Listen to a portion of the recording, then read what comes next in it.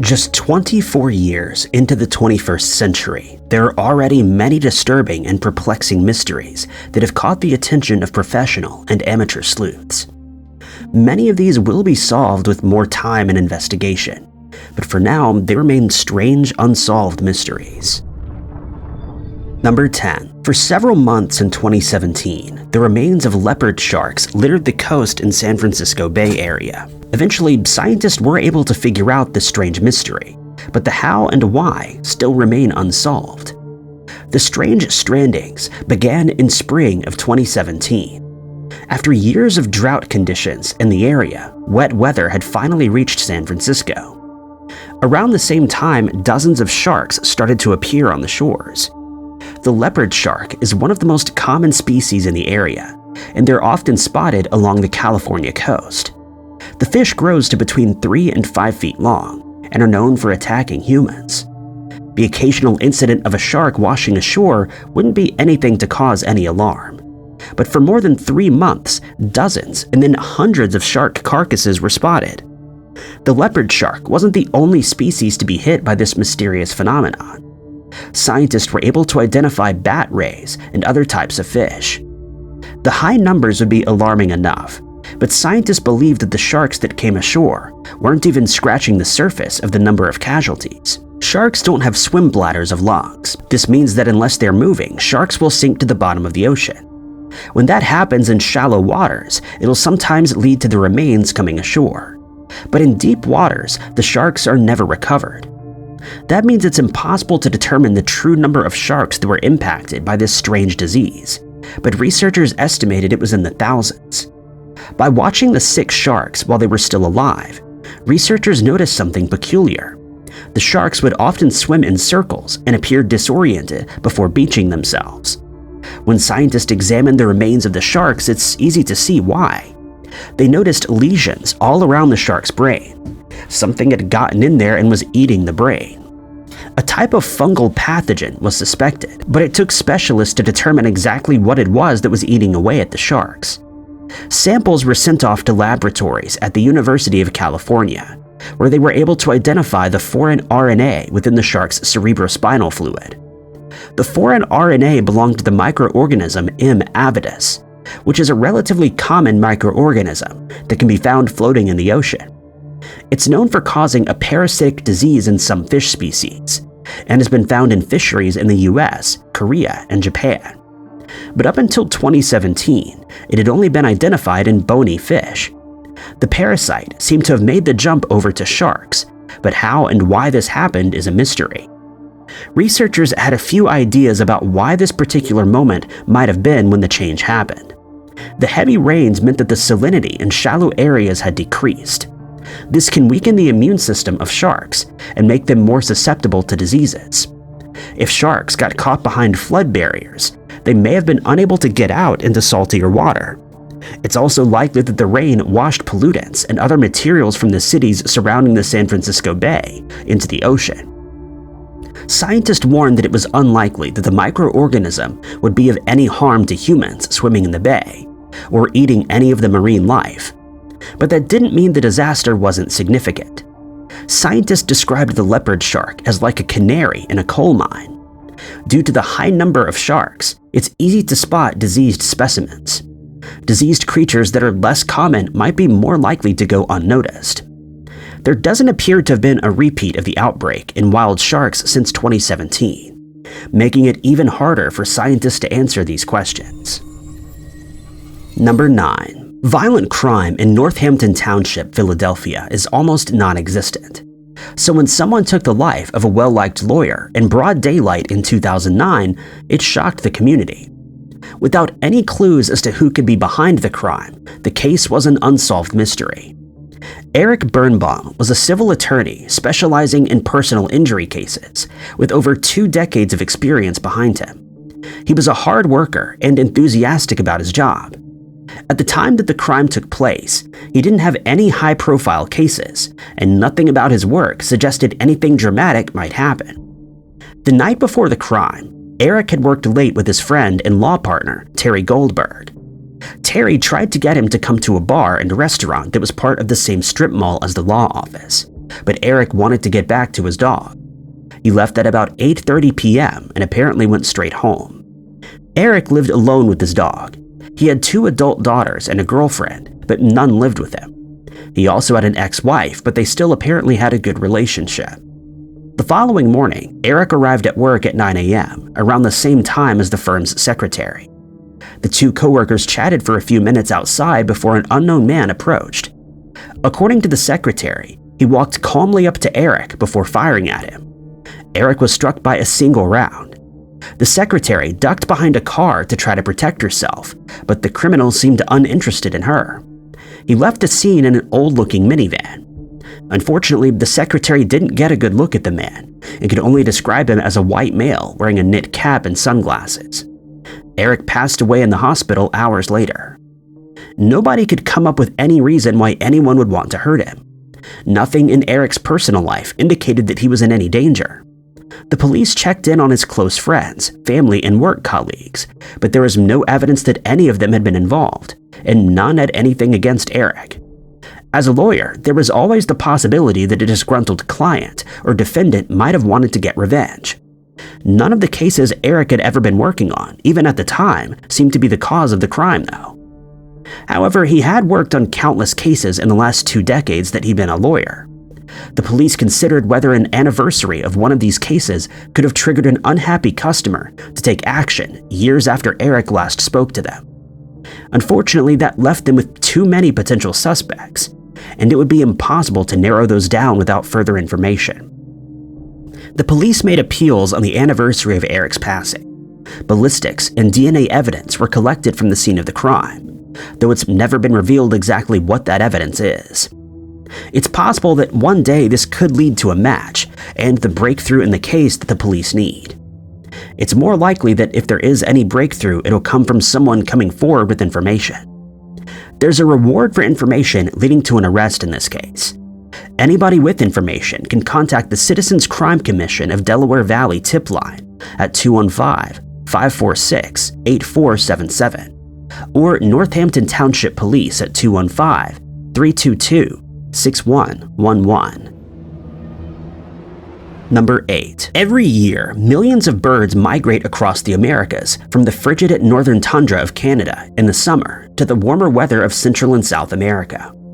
Not every bird will survive the journey, but it's extremely rare for large numbers of birds to drop out of the sky, as happened in 2020. Starting around August, birds that had been nesting in Canada started their flights south. But as they reached southern New Mexico, they started to fall from the sky. People on social media shared disturbing scenes with hundreds of birds lying in patches of brush. One scientist described collecting dozens of birds just from the 2-mile stretch from outside of her house. Some showed signs of having nosedived to the earth, as if they'd collapsed while flying. Other birds were seen acting abnormally while they were still alive. They were lethargic and seen hopping around on the ground rather than in trees. They didn't scatter when approached by humans. The normal fear response wasn't there, or at least they were too exhausted to react in a typical way.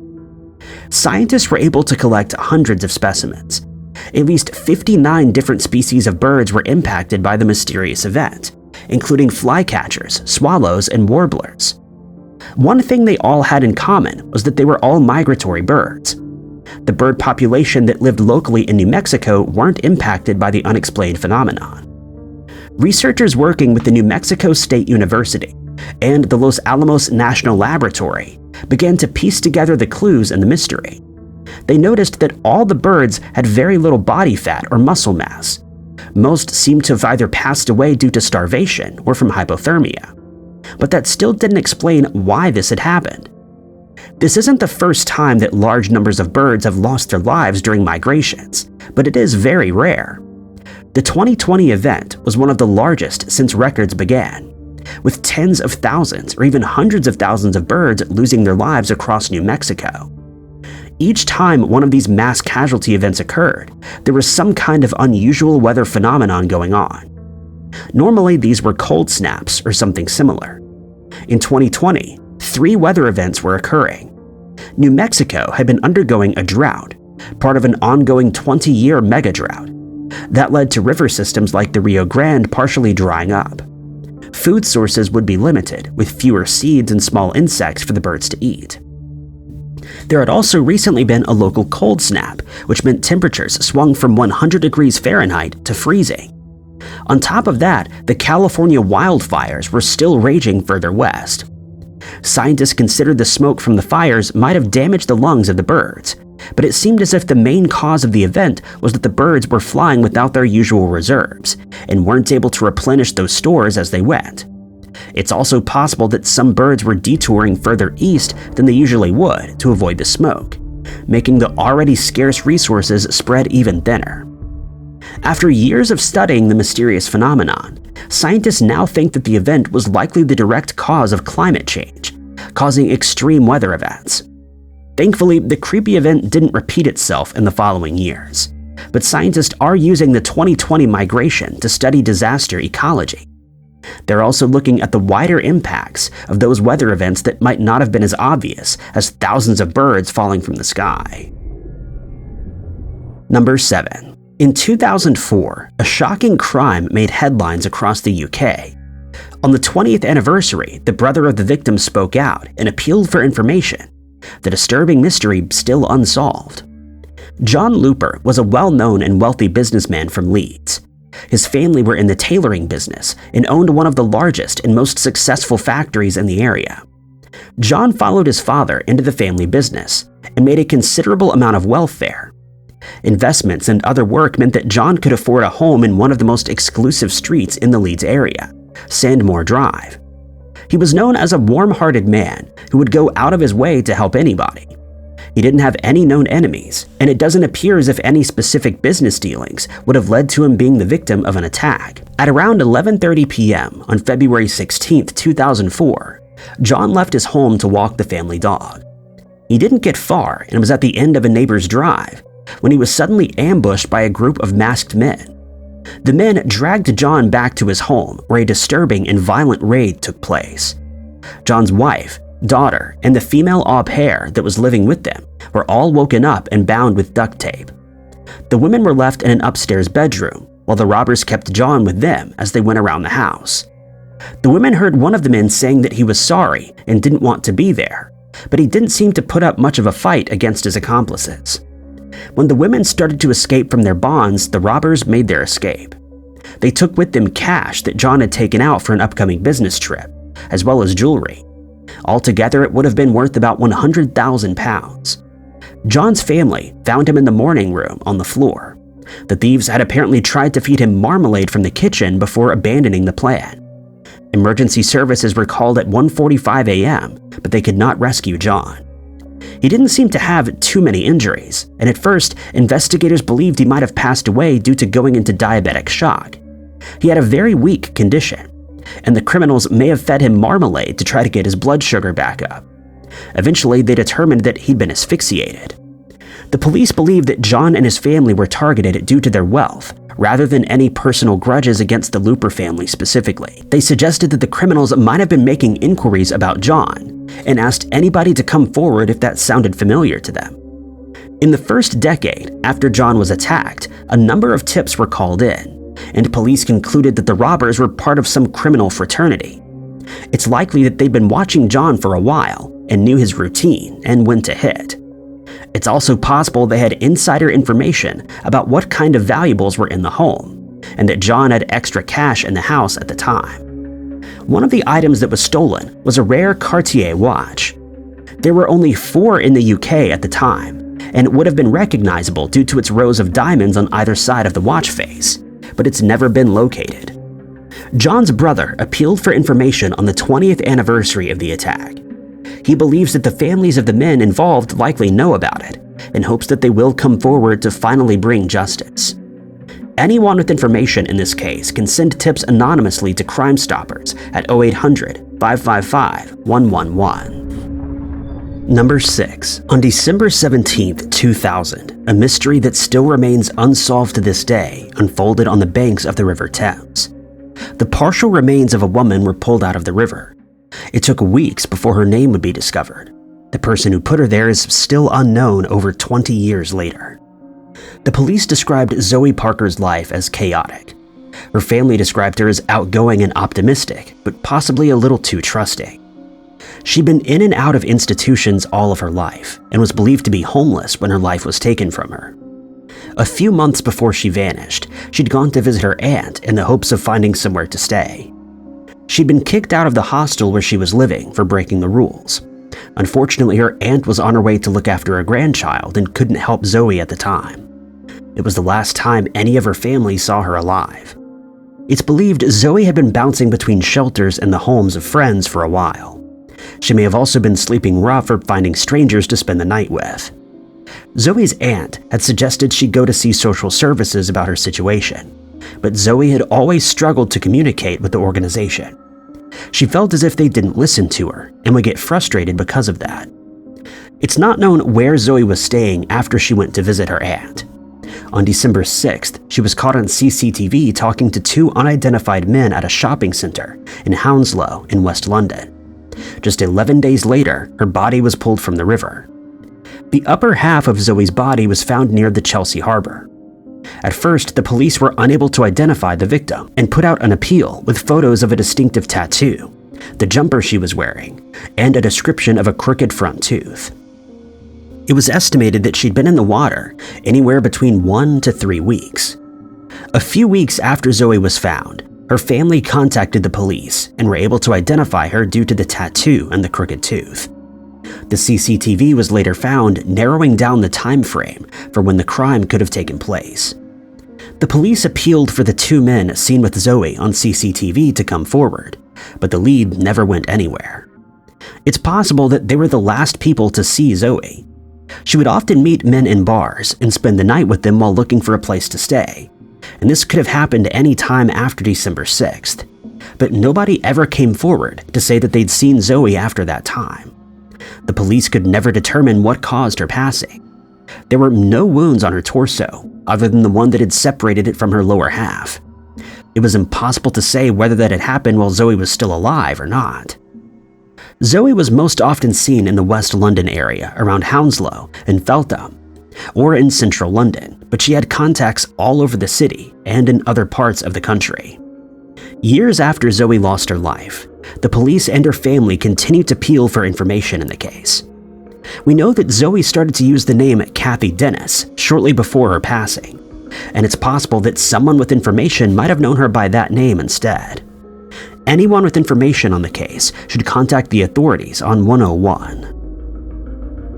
Number 5. Some of the eeriest and creepiest natural mysteries concern unexplained noises heard around the world.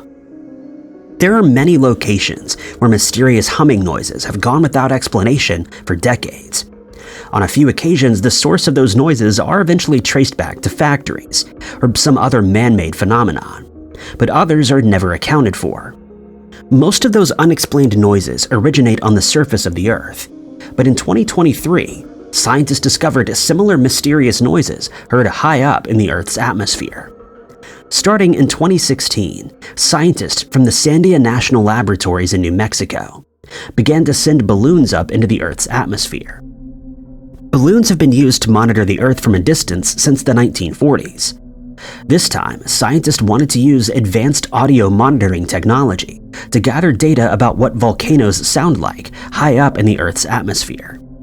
The experiment expanded, and the scientists gathered data on various sounds, both man-made and natural. A variety of balloons were used, including helium balloons from NASA, and simple homemade balloons made from plastic and covered in charcoal powder, which are powered by the sun's heat. Each one is equipped with audio recording devices that can record infrasound. These are sounds too low for the human ear to detect, and have to be sped up so that humans can hear them. Over the course of the experiments, scientists learned what various things sound like when detected in the stratosphere. The most common sound was that of ocean waves crashing into one another. When played back sped up, the waves sound like a constant sighing noise. Scientists also discovered that it was possible to hear earthquakes from miles up in the atmosphere, as the earthquake waves radiate up through the air as well as through the Earth's crust. Even noises as simple as freight trains and city traffic can be heard. But there were some noises that scientists couldn't find the origin of. In audio collected from above Antarctica, The mysterious noises sounded like static or the rustling of fabric. But it's important to note that this is what the mysterious phenomenon sounded like while sped up, and it would have been much more drawn out and of a lower frequency in the original audio.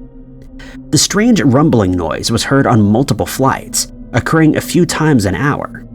There didn't seem to be any pattern to them, and the scientist couldn't find a specific source. Scientists believed that the mysterious noise came from the Earth's surface somewhere. They were recorded in the stratosphere, a layer of the Earth's atmosphere without much turbulence. It's unlikely that the noises would have originated from there, and scientists don't think that the source is from space. There are a few different possibilities of what the noise could be. There are channels in the Earth's atmosphere that capture and funnel noises to different places. It's possible that a mundane noise became trapped in one of these channels and was distorted to the point that it became unrecognizable. But it's also possible that the source is something that scientists had never thought to attempt to detect before. The mystery might not have much of a consequence for people living on the surface of Earth, but it's important for scientists hoping to explore other planets. Balloons have been suggested as one of the best ways to explore planets such as Venus, and infrasound could help to determine how seismically active the planet is. But if we can't determine where all of the sounds in our own atmosphere originate, learning the truth about another planet will be much harder. Number 4. Many scientific discoveries only lead to more mysteries being uncovered than answers gained. As we learn more about the moon, we discover things about it that don't make sense in our current understanding. Another one of these things was uncovered in 2023, when scientists revealed a mass of rock producing heat beneath the surface of the far side of the moon. The Compton-Belkovich volcanic complex doesn't look like much at first. The far side of the moon is littered with craters. Compton-Belkovich is actually a space between two craters, which it's named after. It's a region roughly 20 miles wide and 11 miles long, and wouldn't have been recognized as remarkable through normal photography. It wasn't until 1998 that anybody noticed anything unusual about this specific area.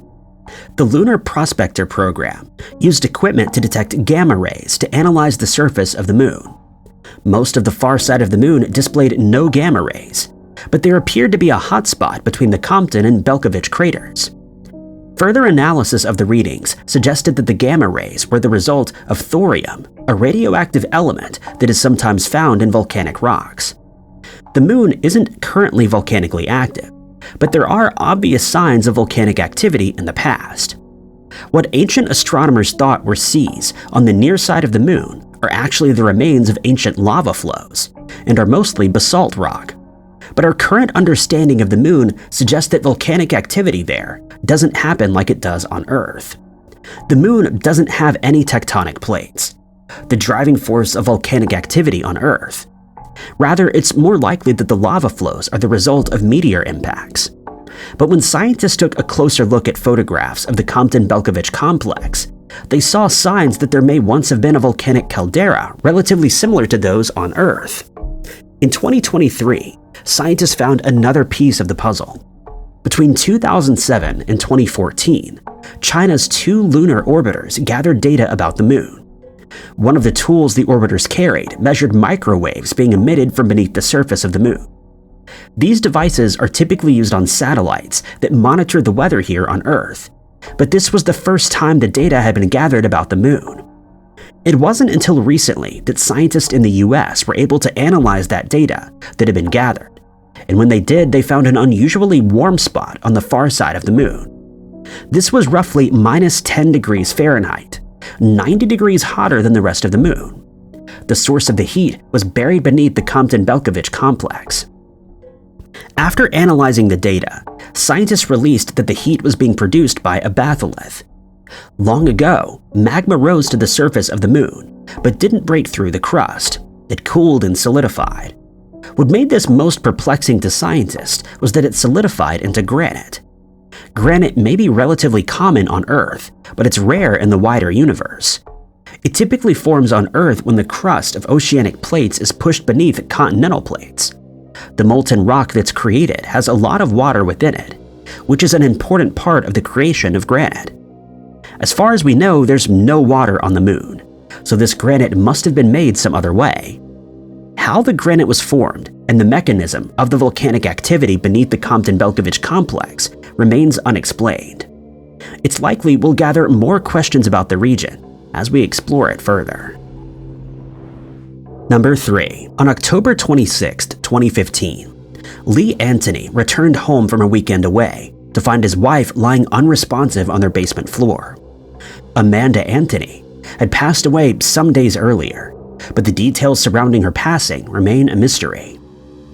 The last time anybody heard from Amanda was 2 days earlier, as she chatted with her husband on the phone. He had taken a weekend trip away from their home in Calgary to Saskatchewan and wouldn't be back until Monday.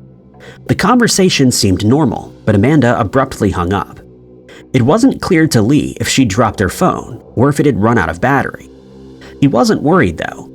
Even when texts went unanswered, he simply assumed Amanda was busy.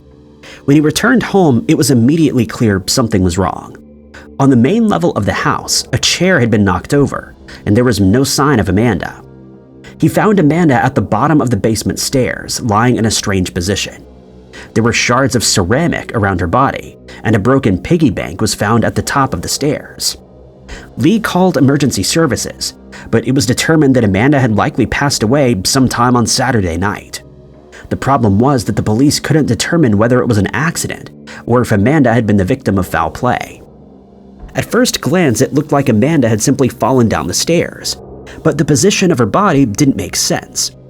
There were also footprints found at the bottom of the stairs, indicating she'd walked around at least briefly before collapsing. Wounds to Amanda's head weren't consistent with a simple fall, and there were signs that she'd been struck by a blunt object.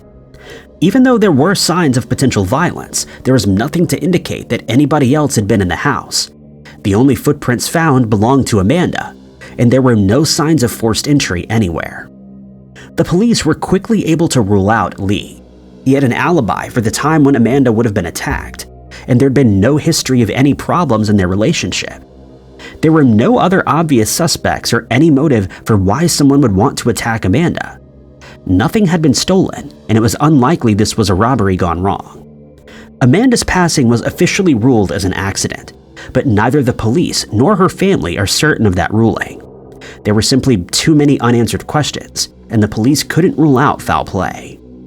Calgary police reached out to the Unsolved Mysteries program in the hopes that more coverage of the case could help provide answers. It's possible that this was just a tragic accident, but there may be someone who knows what happened to Amanda and can provide closure for her family. Anyone with information can contact Calgary Police at 403-266-1234 or Crime Stoppers on 1-800-222-8477. Number 2. Since 2007, a mysterious cosmic phenomenon has been one of the strangest unsolved scientific mysteries of the centuries. Fast radio bursts, or FRBs, have baffled scientists ever since they were first detected. In the 17 years since they were first detected, some of the many questions about this strange mystery have been solved, but there are plenty more answers waiting to be found. The first FRB was detected in 2007 by Duncan Lorimer and David Narkovic while going over data gathered from the Parkes Observatory in Australia. In just a millisecond, a huge amount of radio waves had hit the telescope, sent from a distant galaxy. At first, there was debate over whether this was an error, but as technology advanced, more and more of these fast radio bursts had been detected. Scientists now believe that thousands of FRBs hit Earth every day. Only a fraction of the FRBs that hit the Earth are detected, but since 2007, they've gathered data on thousands of cases. Some of those have even been detected live, giving researchers unique opportunities to study these mysterious events. Most FRBs only happen once, and it's impossible to predict where they'll come from. They've been detected all over the night sky, which tells astronomers that they mostly originate from outside the Milky Way galaxy. Pinpointing where an individual FRB comes from is much harder. The origins that we've located are normally isolated galaxies. The most common type of galaxy we've detected bursts from are spiral galaxies like our own, where lots of star formation takes place. This has led to one theory about the origin of FRBs. Many giant stars have a violent end to their life, releasing huge amounts of energy in supernovas. It's possible that the fast radio bursts are the result of this destructive end. Most FRBs that have been detected only happen once, and could be explained by this kind of phenomenon. On rare occasions, though, multiple FRBs are detected from the same source. In those cases, it would be impossible for any kind of destructive event to be the source of the burst. They also don't repeat at a regular or predictable rate, which has helped scientists rule out some other potential sources. One possibility is that at least some FRBs are emitted by magnetars. When a star goes supernova, it'll collapse in on itself and form an incredibly dense but small neutron star. But in certain circumstances, the magnetic field around that star will dramatically increase, creating magnetars. Magnetars are much more rare than neutron stars or even pulsars. So far, 24 magnetars have been discovered, the closest one being just 8,000 light-years away. Magnetars are known to give off X-ray and gamma-ray bursts, but it's not yet been confirmed if it's possible for one to release fast radio bursts. If it is possible, this could explain the repeated bursts, as repeated bursts of other radiation have been detected. Every year we learn a little bit more about fast radio bursts. And with so much new information being learned, it's possible that this mystery will soon be definitively solved. But even then, it's likely that we'll find something even more puzzling out in our universe. Number 1. In 2014, a teenage boy in the woods just outside Economy Borough, Pennsylvania, made a disturbing discovery. A human head was found sitting atop the leaves, apparently posed and waiting to be found. 10 years later, the identity of the woman and how she came to be there remains a mystery.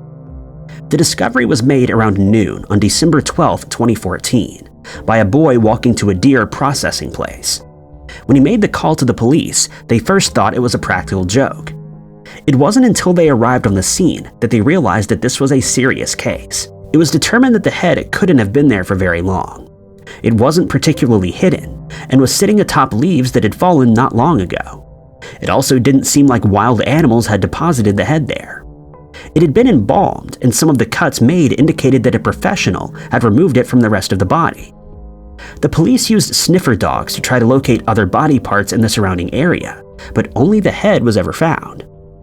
With only the head to go off of, the police couldn't determine what had caused the woman to pass away, but they were able to gather some important information. The woman is believed to have been between 60 and 80 years old when she passed away.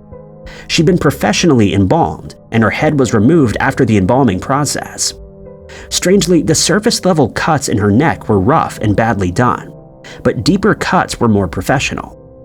The strangest clue of all was with the woman's eyes. They had been removed and replaced with red rubber balls. They were the same kind that gumball machines used, and not anything any professional would use. It was still possible, but extremely unlikely, that the head had been stolen after a funeral. It was more likely that something had happened to the body before the woman was ever buried. A number of tips were called in early on, and investigators looked into the case of a body found in a Fayette County crypt with a missing head 26 years earlier. But examiners found that the Jane Doe had undergone a dental procedure, which hadn't existed when the Fayette County case began. Another lead was a man named Jay Grabner, who lived opposite the site where the head was discovered. Grabner had taken an interest in the case immediately, and believed that the teenage boy who found the head was the likely culprit. He took a polygraph test, which found that he was being untruthful. But the polygraph tests are notoriously unreliable, and it's difficult to determine whether Grabner was actually lying or not. He passed away in 2020, taking any information he knew about the case to the grave. The police believe that the woman's remains may have been sold on the black market, and this could explain why the rest of her remains haven't been found, and would also explain the eye removal. But if this were the case, it seems strange that professional criminals would leave such an identifying part of the body out in the open for anybody to find.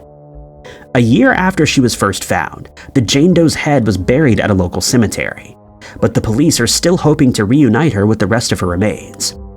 The case was featured on an episode of Netflix's Unsolved Mysteries, and investigators hope that this might lead to more tips coming in. Anyone with information on the case is asked to contact the Economy Borough Police Department at 724-869-6969. 7877. Thank you guys so much for watching. If you liked this video, be sure to hit that like button. Also, don't forget to subscribe and click that notification bell to keep up to date with all of our future uploads. But my name is Ty Knotts, and I'll catch you guys in the next video.